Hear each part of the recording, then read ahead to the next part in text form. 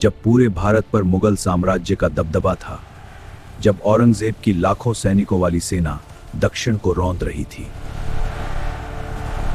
तब एक वीरांगना ने स्वराज्य की बागडोर अपने हाथों में ली और मुगल साम्राज्य को घुटनों पर ला दिया। यह कहानी है महारानी तारा रानी की। जय शिवाजी। बहुत सुंदर बच्ची है। हाँ, यह हमारी ताराबाई है। ताराबाई, तुम हमारे साम्राज्य की रोशनी बनोगी। बचपन से ही ताराबाई बाकी बच्चों से अलग थी। जहां दूसरी लड़कियां गुड़ियों से खेलती थीं, वहीं ताराबाई लकड़ी की तलवार लेकर युद्ध के खेल खेलती थीं। उस समय छत्रपति शिवाजी महाराज द्वारा स्थापित स्वराज्य तेजी से आगे बढ़ रहा था। शिवाजी के नेतृत्व में मराठा सेना विजय की ओर बढ़ रही थी। उस समय छत्रपति शिवाजी महाराज द्वारा स्थापित स्वराज्य तेजी से आगे बढ़ रहा था। शिवाजी के नेतृत्व में मराठा सेना विजय की ओर बढ़ रही थी। हर तरफ मराठों की वीरता के चर्चे थे। ताराबाई इन कहानियों को सुनकर बड़ी हुई। स्वराज्य की रक्षा करना। समय बीता। ताराबाई का विवाह राजाराम महाराज से हुआ। अब वे मराठा साम्राज्य की राजमाता बनने की राह पर थी। राजाराम महाराज ने जल्दी ही समझ लिया कि उनकी पत्नी केवल महल की रानी नहीं, बल्कि एक कुशल रणनीतिकार भी है। मराठा इतिहास का सबसे दुखद वर्ष। मुगल बादशाह औरंगजेब ने छत्रपति संभाजी को बंदी बना लिया। आखिरकार उन्हें वीरगति प्राप्त हुई। सम्मातम छा गया। मुगलों को लगा अब मराठा साम्राज्य समाप्त हो जाएगा, लेकिन वे गलत थे। संभाजी महाराज के बाद राजाराम महाराज ने स्वराज्य की कमान संभाली। चारों ओर दुश्मन थे। किले गिर रहे थे, लेकिन मराठे हार नहीं मान रहे थे।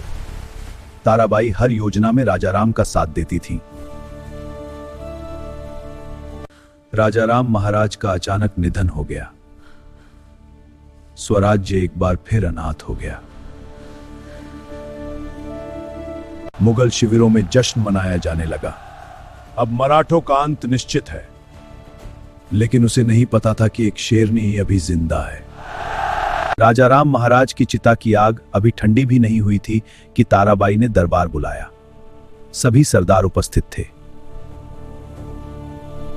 जब तक मेरे शरीर में रक्त की एक बूंद भी बाकी है, स्वराज्य जीवित रहेगा। जय भवानी, जय भवानी, जय शिवाजी।